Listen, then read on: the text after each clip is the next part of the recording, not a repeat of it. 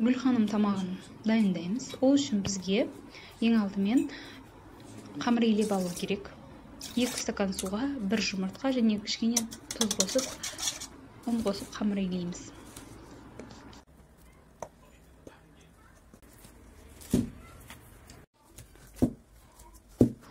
Дайын болған қамырымызды пакетке салып, бір шетке қойып қоямыз.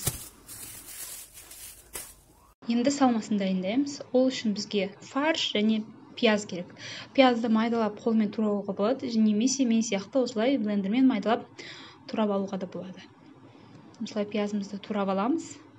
Және де картошка, чесногымызды турап, тұз салып, фаршымызды жақсылап араластырамыз. Салмасын дайындап болғаннан кейін, жаңағы илеп қойған қамырымызды мантыға жайғандай жайып алып, осылай ұзын-ұзын бөліктерге бөлеміз. Бөліп, ортасына осылай фаршымызды салып, жаңағы салмамызды видеодағыдай ораймыз. Дайын болған гүлімізді мантыварканы жақсылап майлап